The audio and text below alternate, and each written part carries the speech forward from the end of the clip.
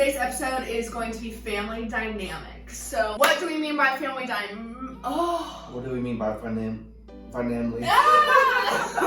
do we mean by family dynamic? Okay. What do we mean by family dynamic? So first, how our families were. We'll break that into two. How we were at the beginning and then how we are now. And we'll go into a little bit more depth than we did in episode 1.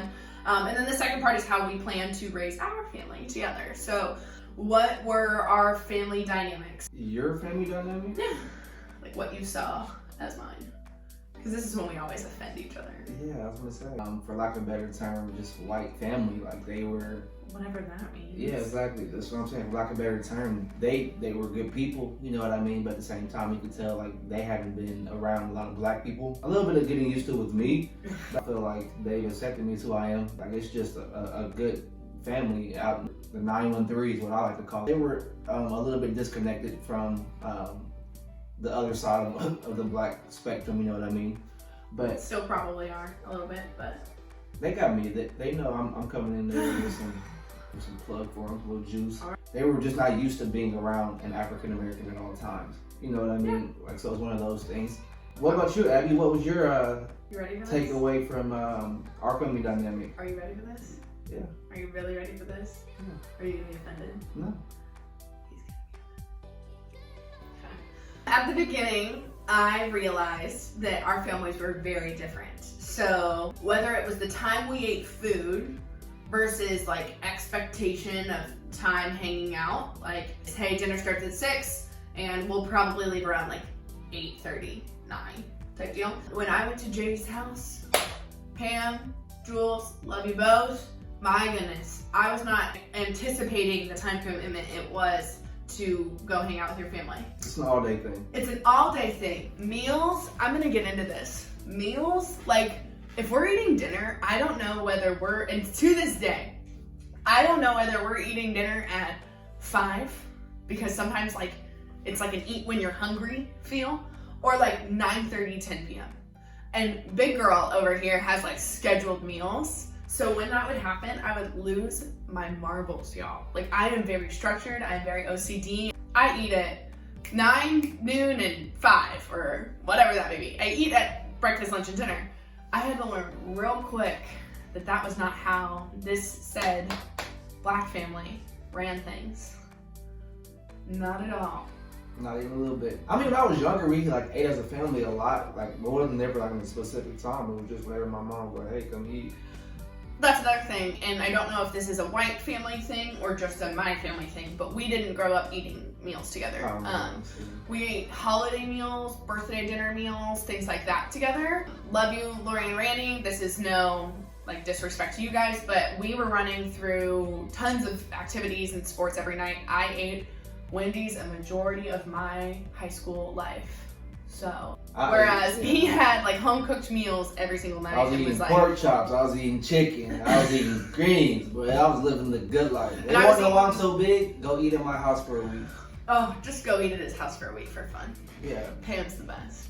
But yeah, I would say at the beginning, like that was a lot of fights between the two of us. Because I met your moms for 8 hours a day. And like, I want to meal prep and I want to do my laundry and this and that. And I learned real quick that that's just how it is, so I get all my things done before I need to go over there so that I don't have to be stressed. It'll be like 8, not 10. She's pushing it. Oh, that's a big fat lie. It depends. Yeah, no, it doesn't depend. No, if it's... That's trying to come from. They always eat when they're hungry, but again, not how my brain or body works. Like, I eat at dinner time. There's some differences there for those of you that had questions from episode 1 about, like, our family's dynamics.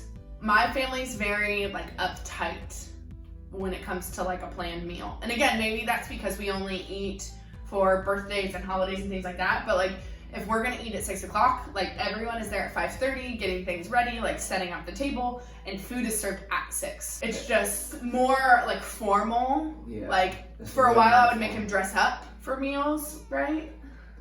Depend. Like a little bit, like holidays. Yeah, I'd be like wear your like chinos or a button-up shirt or whatever.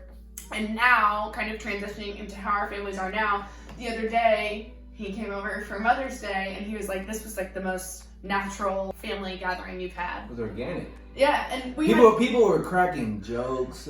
Playing with the dog. Playing with a dog, going in and out the door. It was just like nobody was complaining about anything. It was like family. Yeah, it was just how it should be to me. Yeah. And I take that and I run with it because that's how I want to live our life. I love that kind of environment, but for me, I was raised in that kind of environment. So to me, I'm happy to see that that's kind of translating over. Naturally, I always want to like defend my family on this, as anyone would. I hope you would defend your family. Next up, we're going to be talking about the family dynamic that we are trying to create one day with our family. How we are going to be raising our kiddos. I know for me, I think that it'll be a pretty good dynamic. I'm kind of looking forward to creating that environment. I want it to be laid back as much as possible, but at the same time, I do have a very, very, very strong and passionate woman who is about her. I'm very uptight. No, she's type A. I would say uptight because I take tightness down a little bit, I think, myself personally. No, I think that we'll have a pretty relaxed family. I think that my having mixed babies is going to be a challenge. I think I'm gonna need a lot of resources, obviously, just in dealing with that and being the only white person in my family, because that's something that's really weird to think about. I don't know if you've ever thought about that, but Yeah. I'll be the only white person. Like, my kids aren't gonna label themselves as white. Like, sorry for those of you that are in interracial relationships and you think your kids are gonna say I'm white. No. They're going to put black or mixed on any sort of document. As far as schools go, how do you feel about sending your child to a predominantly white school? No, not happening. Why? Institutionalized racism. You think I don't need my kid to feel like they are not able to explore their culture. I don't want my kids to feel like they're different than anyone around them. I want my kids to go to a school that, if not 50%, more than 50% people of color. Any color. I went to what I would say is a predominantly white school, and it shaped the experiences I've had, and unfortunately I just feel like, but even the people of color who went to my middle school, my high school, probably feel the same way. Like, I wasn't able to express myself because XYZ, and so I don't want my kids to be able to have that excuse. I want them to explore all avenues of who they are, and I also just don't want to live in a community of predominantly white people because I don't know, that kind of makes me part of the problem though. But that makes me part of the problem. I feel like for me, like I want my kids to go to like a mixed school of different races and genders and everything in there, just because like I went to a school like that, and I can say like, yo, I've seen it all. But I do want my kids to play like on like white sports teams, to be the star. See, and I disagree. To be the star. See, I don't think, first off, just our kids may not be in sports. You need to chill out on that. And they're not going to be a star if they aren't good people, so we got to work on that first. But I would disagree with the sports. Specifically, I don't want my mixed babies to go grow up with a bunch of white people because they're just going to be so oppressed. Historically, like there's always been the white teams who come and get like a couple of the good black players and like I just don't want to do that. Yeah, but I feel like if our kids are one of those good black players, that opens up more avenues for them with these parents that they're meeting that are having. So now you're saying you want to build off of white privilege? Yeah. I hate that. I hate that, bro. No. I'm just saying we should take advantage of every relationship that our child or let's go back to Pee Wee though. Like, so Jay always says that his like little league football coach made him. He broke him. Which, shout out to you because he's great. It's fine. Coach Kevin, what's up, man?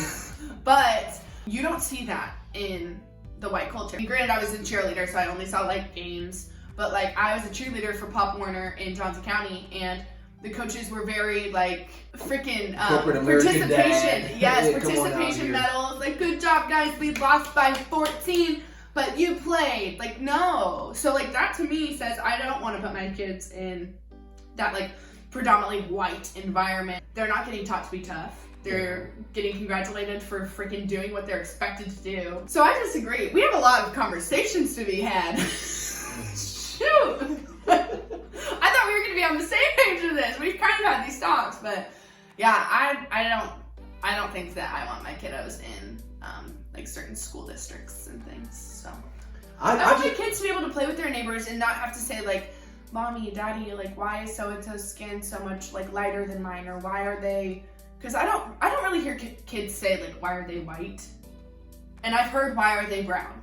Because I'm white, and I've heard kids say that. And valid question, all of the responses from those around me have been great. So So specifically have a friend who was like, yeah, like they're brown, but like they're the exact same as us. We don't even label them. So a little ignorant to the fact that there are black people and there are white people. Yes, I see that. But she's literally teaching her child from the very beginning that like we bleed the same blood. I like it, but I will just put it in a term, like some sort of way. I hope that they understand like there are gonna be people who look like mommy who are not nice. Like, and the people who look like daddy or who may not be nice. Yeah, but and then I also want to say, hey, but there are gonna be people like mommy who love you. Yeah. And like have kids that look like you. I feel like this, there'll be a lot of, hey, this is hanging out with such and such. They are black or whatever they may be.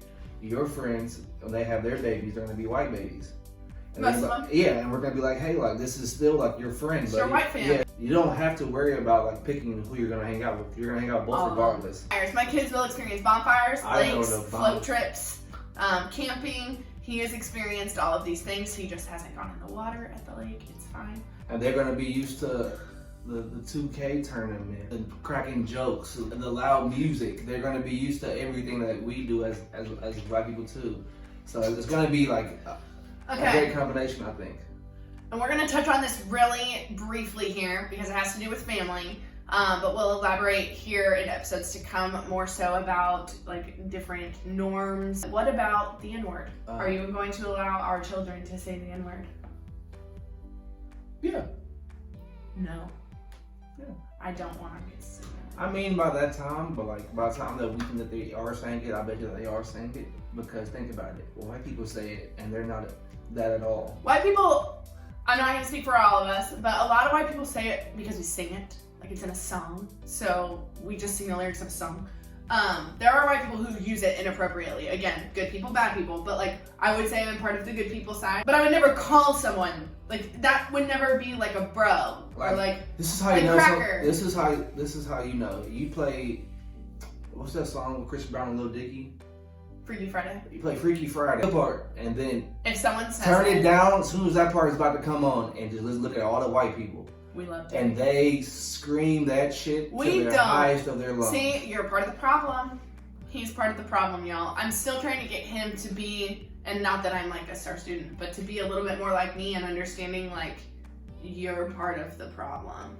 Like, for you being like, white people love to say the N-word. They do. Like, you sound so like caveman-esque. Like, don't put words in our mouths, you know? Like, what do you mean putting words in you've your never mouth? heard any of my friends that I know of say that part of the song. No. So he can't speak for anyone but these racist white people that he speaks of. So take it with a grain of salt. He thinks that's the true test of time if you say the N-word. It's just a good test. But like when my children start to say the N-word, we're gonna have a history lesson. Like you're gonna understand where that comes from. You're gonna understand why Daddy says it and why he doesn't say it in certain settings, and that would be like a come to Jesus or whatever we break into this word boy or girl, they're gonna be exposed to rap music and hip hop, and they're gonna hear it. for sure. Even if I had white kids with a white man, they would be exposed to rap and hip hop. But they're gonna be more exposed to it than. If you, I still don't think that we should normalize it.